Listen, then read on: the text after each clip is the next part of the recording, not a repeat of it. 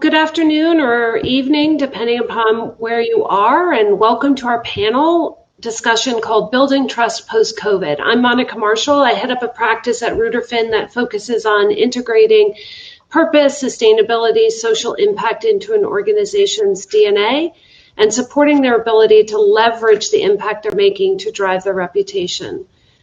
There's a great quote from Warren Buffett. Trust is like the air we breathe. When it's present, no one really notices, but when it's absent, everyone notices.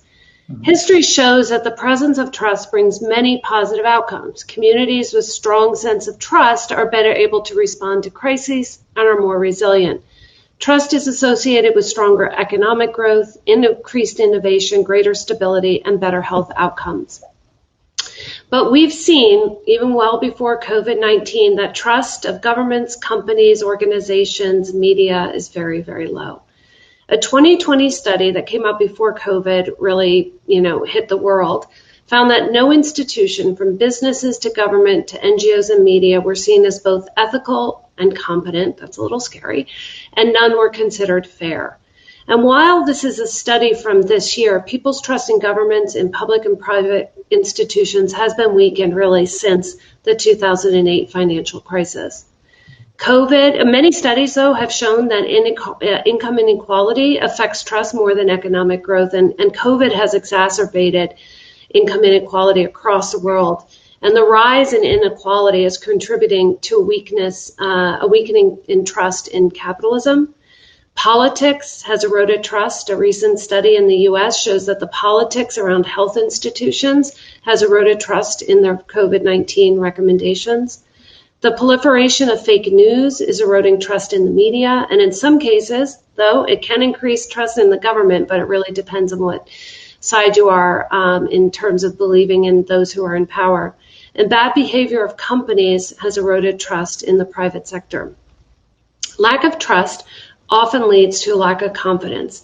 And when thinking about our discussion today and about the importance of leadership as we manage the pandemic and build back our economy, we know that the lack of trust, confidence, and poor leadership can seriously impact our lives. Take the COVID vaccine and the high percentage of people who are not necessarily believing in its efficacy. This can lead to people not accepting the vaccine, getting sick, or even dying. Lack of trust and confidence and poor leadership can affect our livelihoods as well. Countries, companies, organizations fail when you have poor leadership and no trust. And when we think about the global economic recovery, we cannot afford not to succeed. And with a decrease in trust, something I've been tracking is an increase in activism. Employees, consumers, investors. Activism is on the rise, and particularly when we think about the youth. Everyone knows Greta Thunberg and the movement she's helped shape around climate change, but behind her are thousands of young activists fighting for their future. The activism is volatile and unpredictable. We did do a study about the last quarter of 2019 where we talked to about 10,000 people, and over half of them had taken some sort of action for or against a social cause or a company or an organization. When we went back to them a few weeks ago, we saw a slight decline in the people taking action, which could be contributed to COVID, but it was also kind of surprising we saw a slight decline given the Black Lives Matter movement and the seemingly very activist tone of the United States. But what was interesting in this is that of the people who did not take action last year, 25% actually became activists. But of the people who did take action, about 31% didn't take action. So what is this telling us? It's telling us that the profile of who's an activist is unclear. It's difficult to predict who's going to spark or what's going to spark an activist response. And no one is immune to being in the crosshairs of activism. Trustworthy leaders bring stability, excitement, and hope.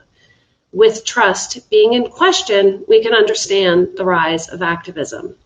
So with me here today are four esteemed colleagues who will talk about different elements of trust and leadership, the questions COVID have raised related to the performance of leaders, the role of technology in amplifying all the different nuances of leaders, and so much more. Linda Klein is here. She is the senior managing shareholder for Baker Donelson. Linda's legal practice includes most types of business dispute prevention and resolution, internal investigation, contract law, professional liability, and risk and crisis management. She's worked extensively with clients in the construction, higher education, and pharmaceutical industries. Eti Livni is a member of the Steering Committee for Women Wage Peace in Israel. Eti is a former Israeli politician who served as a member of the Knesset.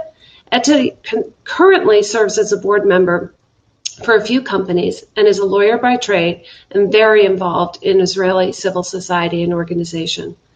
Farah Pandith is a senior fellow of Kennedy School of Government at Harvard.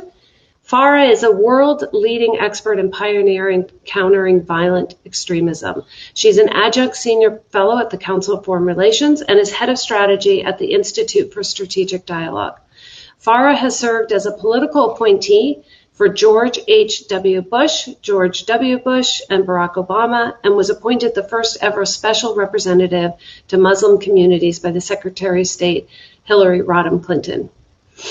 And Valmiki, who goes by Val, Mukherjee, is the chairman and founder of Cyber Future Foundation.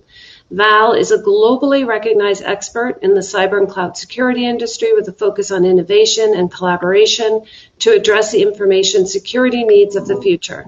He's a cyber futurist, a diplomat and evangelist who promotes international cooperation and collaboration on trusted cyber. But he does have a day job, and that's a managing director for Ernst & Young. So with that, I'd like to turn to Linda.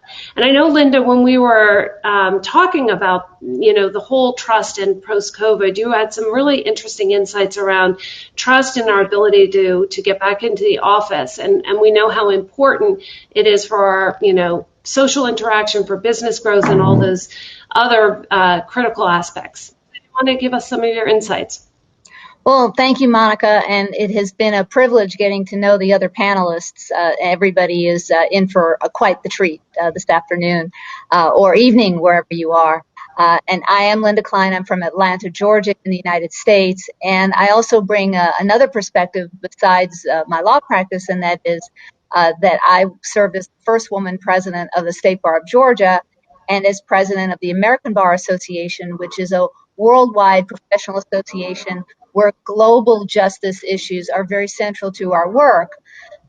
And my law practice involves efficiently resolving disputes that are between businesses, trying to use voluntary dispute resolution where people come together to solve their disputes, such as mediation and arbitration instead of the courts. I was reflecting on the 100 years since the last worldwide pandemic and how much better connected our world is. Global air travel today spreads the virus around quickly, but our technology is how we stay connected while we're in isolation, so it's very important. And the number of sources of information continues to just skyrocket. Now, people are getting medical information and even medical treatment on their computers. And this high-tech connection, social media, instant internet information is even more of a factor in how leaders manage and how they build or lose trust during a pandemic.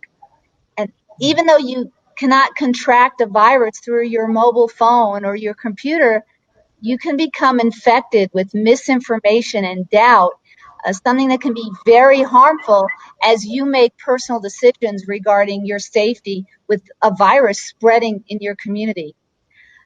When you get information from a trusted source, you're much more likely to believe it. Think about how children trust their mothers. And just as our mothers were not always right, not all of this misinformation is intentional.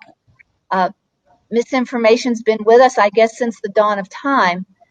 And it's just that now it can move around the globe instantly and be presented in a way using, I guess, increasingly more available computer technology, that the message becomes very tailored to the recipient. And this makes the misinformation more believable to the person who's reading it. And hearing about how deadly this virus is, people are just desperate for anything that can help. They want to tell their friends about hopeful new treatments, and many times these are just theories undergoing testing that sadly turn out to be unsuccessful. The problem in a pandemic or anything unprecedented is that leaders are learning as we experience it. We call that learning on the fly. And as a lawyer, I found my clients were calling me with questions that were never considered by the courts. Regulations were being mandated and changed, and sometimes they were being changed more than one time in a day. And we had various levels of government, the city and state and national, that created rules that sometimes contradicted each other. So business leaders were trying to lead, but the facts were changing quickly, and there was no precedent upon which to rely. And of course, this type of confusion leads to misunderstanding and misinformation.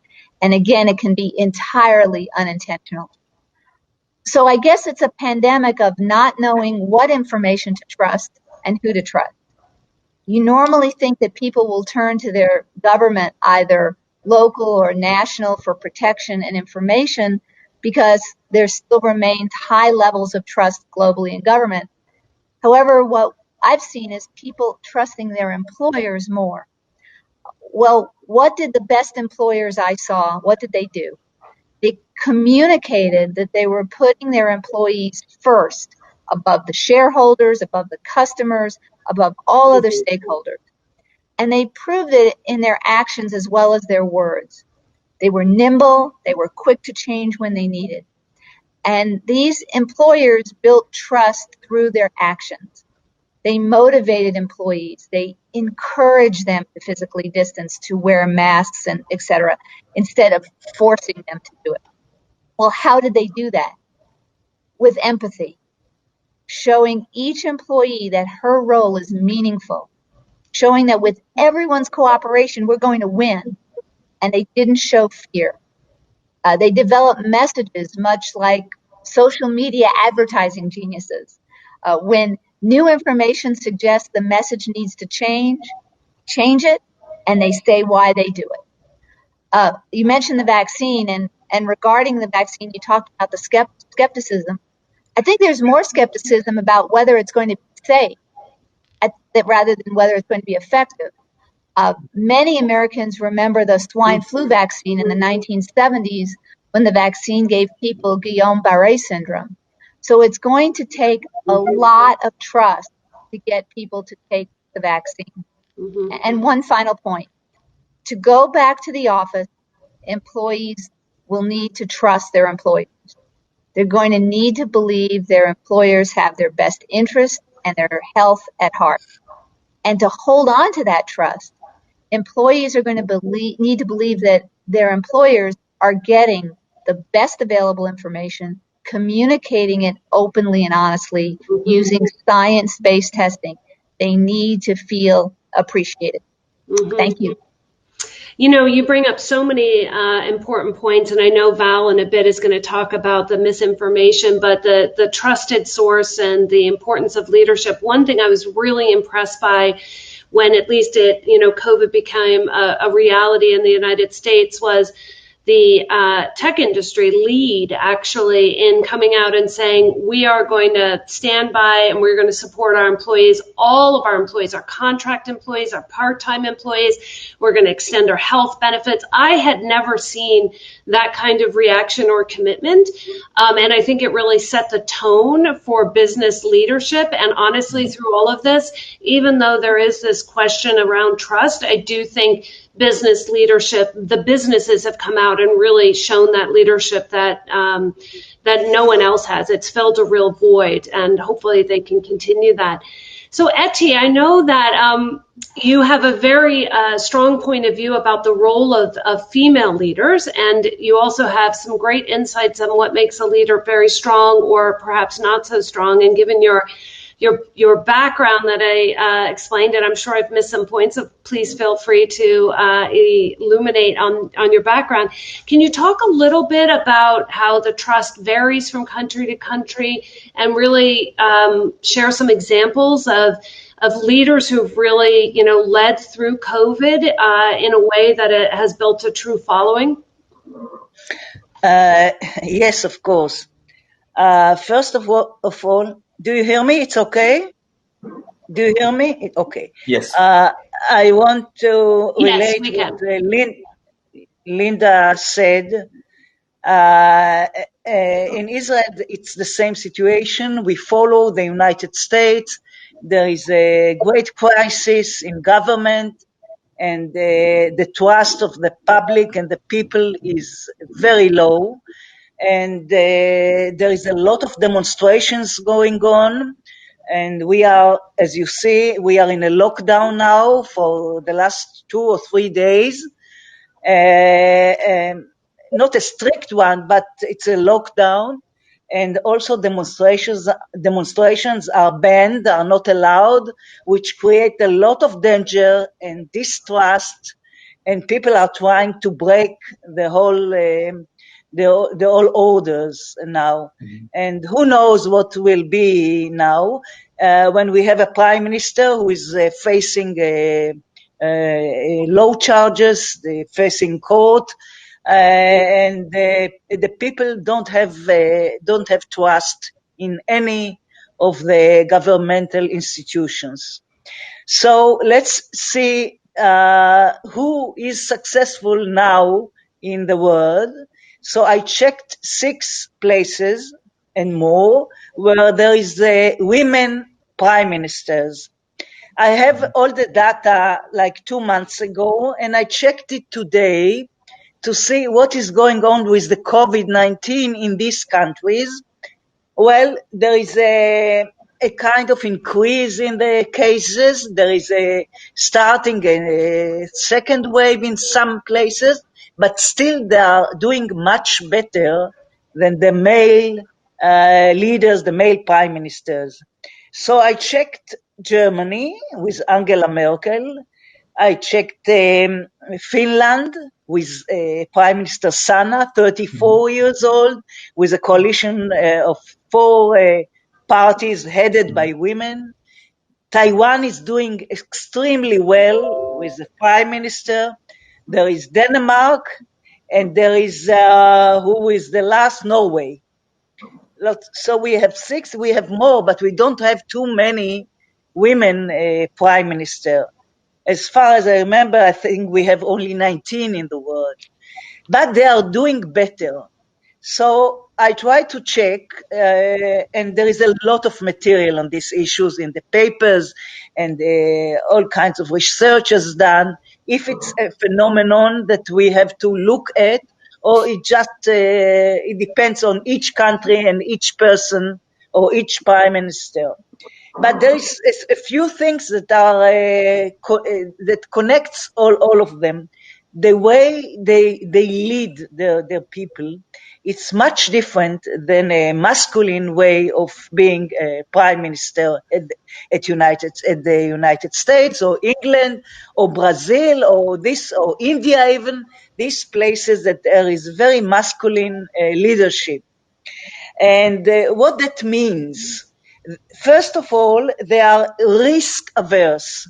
So they were very quick at the lockdown in the first stage. They don't take risks. And if you remember the prime minister, the president of the United States, and Boris Johnson in England, they were taking risks. They didn't believe anybody, nothing. They really mocked at the situations. It doesn't happen when the women are the leadership positions. They have a kind of collective leadership. They are not individualistic. They are taking advice of the experts. They are communicating. They are taking advice. They are listening to what is the new trends and ideas, and the inquiries in this. Their leadership is coaching and not dominant, and they are broadening the idea of security. Security is not just wars and conflicts. Security is human life, and they are trying to respond to it. So it's emerging maybe a new leadership person, let's say, a new form of leadership that will be available, that will be relevant. I hope also after the COVID-19, with all these climate changes and the world in the turmoil, the leadership of women that are sympathetic, that they are taking advice, they are among their people, they are considering the people, they are not overwhelmed with their ego and their abilities, and they know better than anything. So I hope also in Israel, but all over the world, there will be more and more women that will take the lead. Thank you. Mm-hmm. Yeah, I mean, I spent many years at the UN, and one of the things that really struck me was the role of women in development. And when we would support women as heads of household, the advancements they made, and this is not going to turn into a conversation about women or men, but I do believe and I hope that we do take some of these learnings and people apply them, and we do get more women leadership, because the world will be better for that. But Farah, I know that you've done a lot of writing and a lot of research, and are a very big advocate on extremism, hate, and part of that is really thinking about the language that's used and what can spark that kind of visceral reaction. And as we're talking about leadership and the need to really create trust, can you talk a little bit about how that can create a destabilizing factor, which I think we can all assume, but what are some things that you've seen that actually can mitigate that? Well, so first of all, good afternoon or good morning, wherever you might be. And thank you. I really learned a lot from the two speakers before me. And I just want to say, I know this is not a panel about women, but boy, do I hope that what Etty said comes to pass, because what we know is a woman is a child's first teacher, a mom is a child's first teacher, and what happens in the home matters. So thank you for the words that you said. I want to take a step back, and I'm going to push back on what Horasis set this panel up to be, building trust post-COVID. And I would argue that you can't build trust post-COVID if you don't understand the ecosystem prior to COVID. And to understand that the system that is underlying all of our actions on this planet, and the trust institutions, if you want to call them that.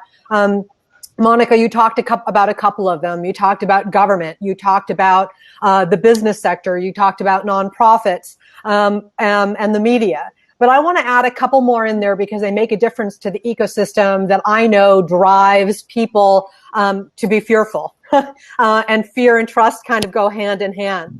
There are two other institutions I'm going to add to the list that you brought up, Monica. One is religious organizations, and the second are regular citizens themselves. And you touched upon that when you talked about the demographic of young people and activists, and what we know about millennials, what we know about Gen Z, and what we will see come to pass with Generation Alpha is a different set of priorities around what's authentic and what is not authentic. And I know Val is going to talk about the technology piece and conspiracy theories which add into this. But let me just, I'm painting that picture because I think it's important to understand what is the system we're talking about for trust and how do leaders trust within that.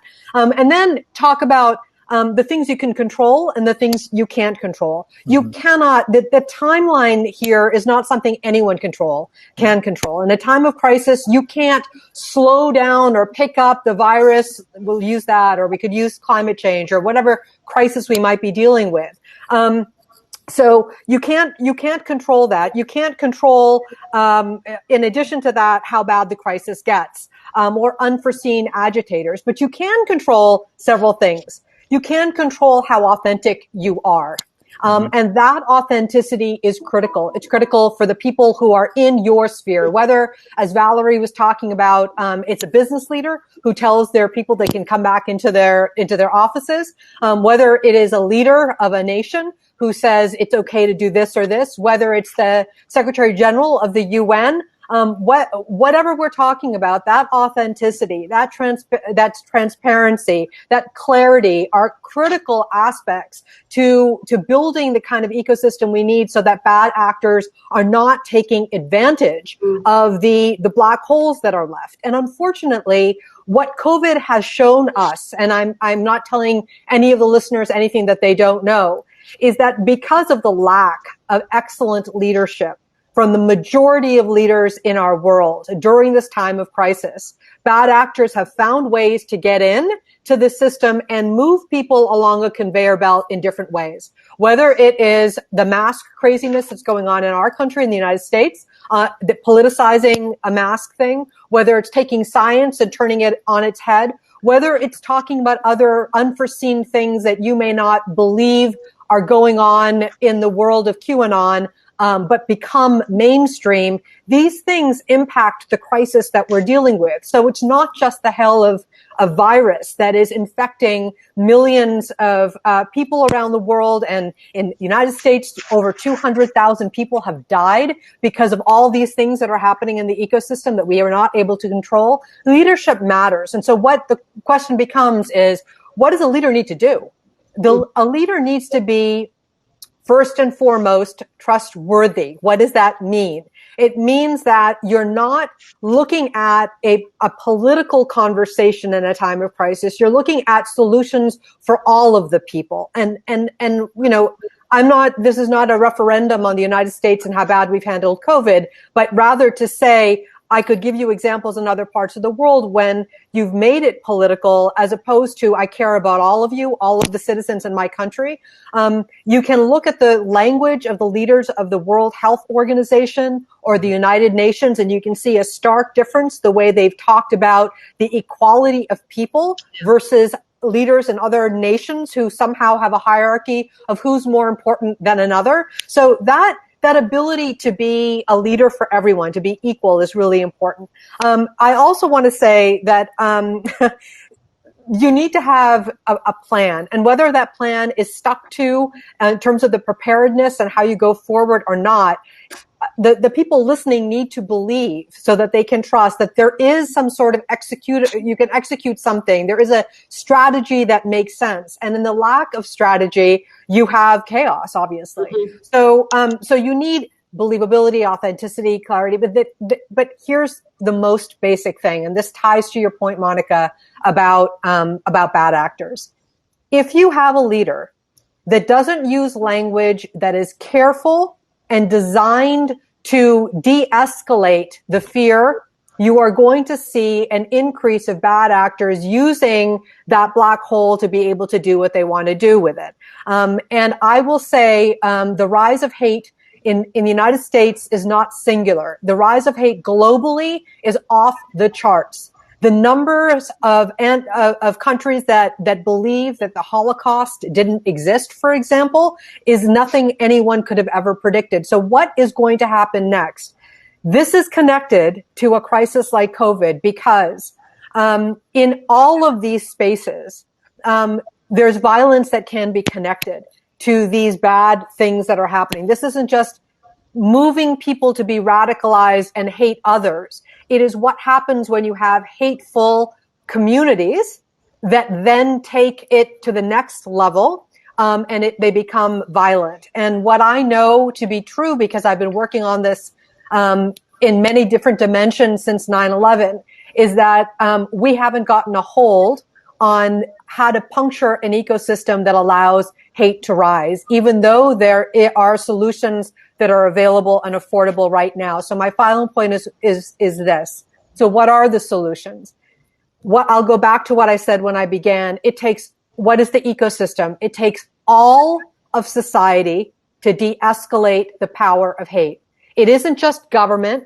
It's not just the business sector. It is those two, NGOs, regular citizens, in every way, shape, or form that says, who are our authentic leaders that can make sure that this is not allowed to thrive. So with that, I'm gonna stop and let my next speaker go. So thanks. Wow.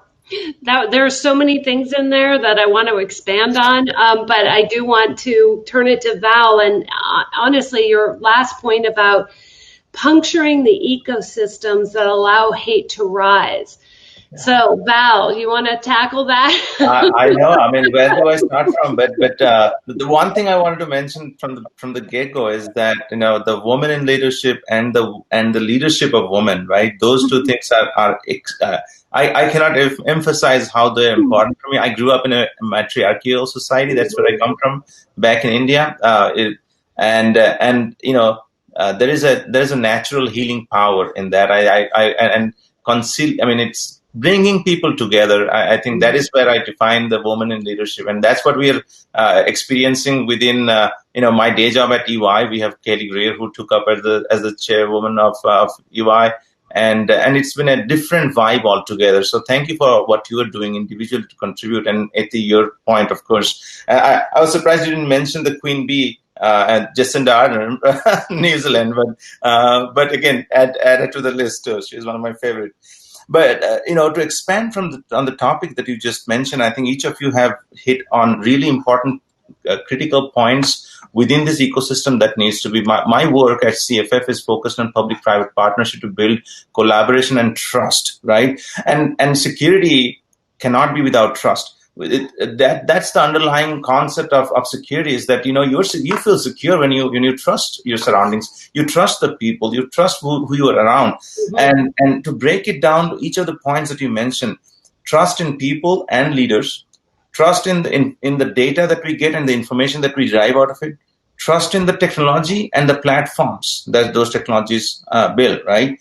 Trust in organizations and nations. And that is where I think that what you mentioned about the puncturing of the hate and going into the region of trust. And then finally, trust in cyberspace and cyber commons, right? Now you're using a public utility, which is cyberspace and the internet and all that is there. But there is 90% of the cyberspace is not actually accessed by regular people. The 10% that is causing the damage, and imagine the amount of 90% data that's going in to feed into that, right? And I think coming to this discussion, the last few iterations, and also some of the forums I've spoken with, I don't know how much it is being realized, but as much as we are dealing with the pandemic, I completely give credit to WHO for bringing out the infodemic perspective of it, right?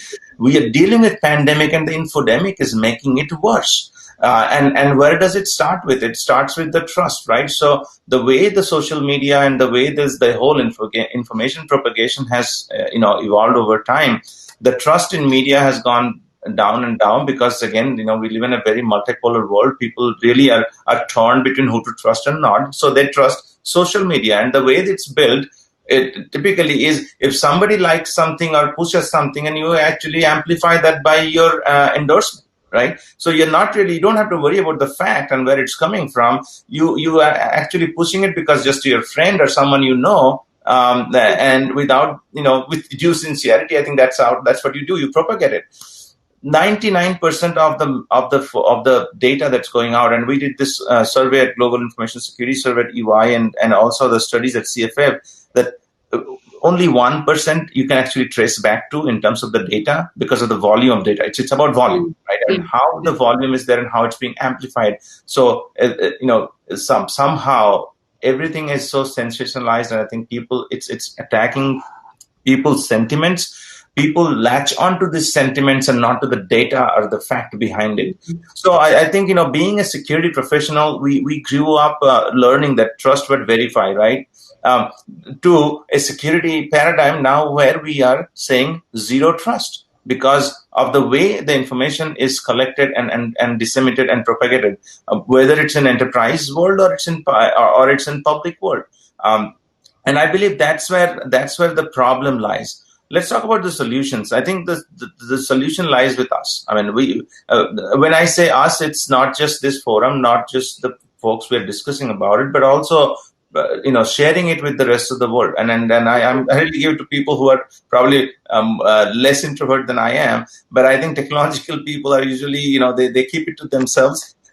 But I think it's about time that the technologists take it up. And and what you mentioned, Monica, about return to work, I think that's where technology probably did something right and intentionally, which is basically ensuring that people can work from where they want to work, and giving them the freedom to use the technology to its truest form. But now that exposes us to a huge degree of the cybersecurity implications that it has. My son's going out of school, out of the next room, and so many of us are working from home. And I think that just gives a big impetus to cybercrime, because the people can impersonate you or take hold of your credentials. So I think that definitely each of this topic could be a forum in itself. But I think it is of immense importance and significance that we realize where information is coming from and how it's propagated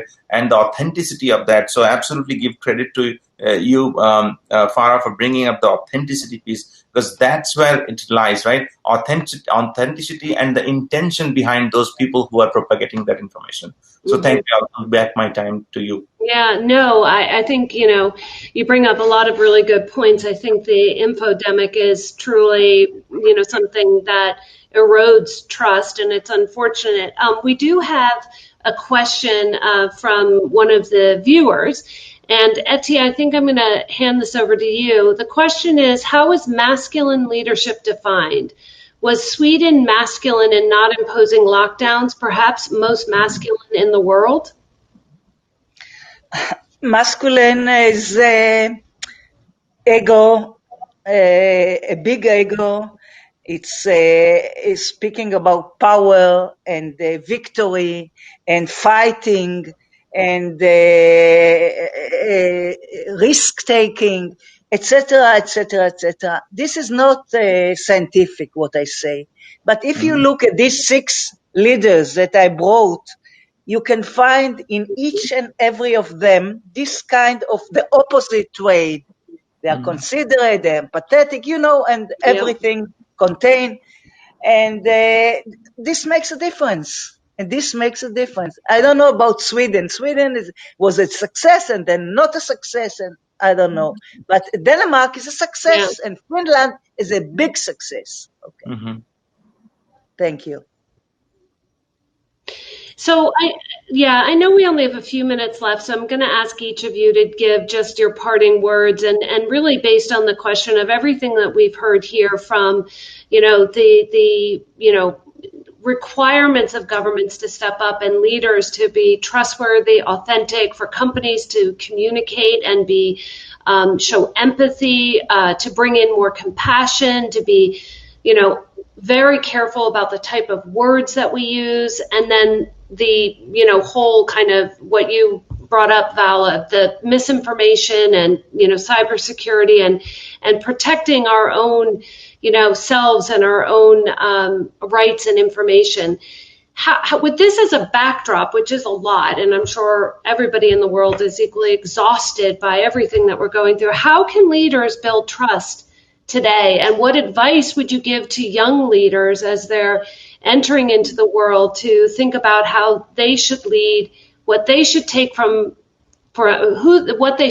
inspiration from other leaders? So, Etty, why don't we start with you? Just a couple of minutes, just a minute on that. My advice to new leaders.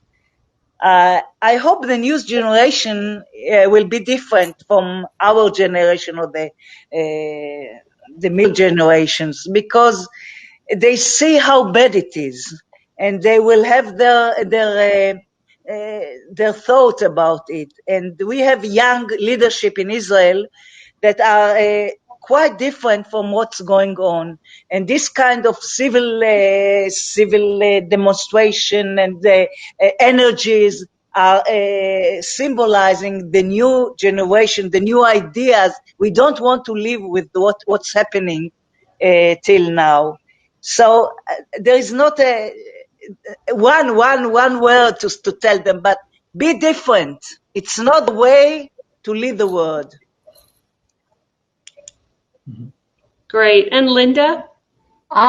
Very quickly, I would say that young leaders should know to be transparent, to have proof for the facts that are based on science and trusted sources. Be genuine. You cannot fake empathy. And I was hoping we would have time to talk about these apps that follow you to see if you've been exposed to the virus, and privacy experts warning about that technology, and people who might accept the intrusion or refuse it for the good of the group. And what if employers require it? What if they refuse? So those are the kinds of things that I think are very important for new leaders to consider before requiring anyone to do anything. Great. And Val? I would say, that from a cybersecurity angle, I think you have to be careful where you're getting information from. Please trust and verify both. Trust but verify. I would say trust, verify then trust. We turn it on its head, and be from a leadership point of view. I think the core leadership tenets has not changed over the world. I think it's been like it goes through cycles of who you deem as a leader, right? I mean, if you think about Dr. Fauci, I've just mentioned a name because he became this trusted leader that everybody wanted to look for, right? A name and a face that matters. I think words matter. Mm-hmm. So leadership, you just don't have to, you can demonstrate leadership during this time. Definitely be empathetic and definitely communicate, be intentional and be authentic about yourself and what you intend to do. Great. And Farah? I would say to build coalitions, because I think what we have definitely seen in the success models is that you have to go across the aisle. You've got to build coalitions and develop a collaborative approach to community so that you can all trust each other and it's not perceived in a power dynamic that is not going to be efficient. Mm-hmm. Great. So with that, I would like to thank you all for joining, and thank you. Okay. Good. I just wanted to add two words to the leadership, new leaders: humble and modest. Thank you. Have to be. Yeah, I completely agree. Okay, well, thank you very much. This was a great conversation, and it was so nice to meet you all, and look forward to having future conversations. Absolutely. Thank you. Thank you so much. Thank you. Bye-bye. Bye-bye.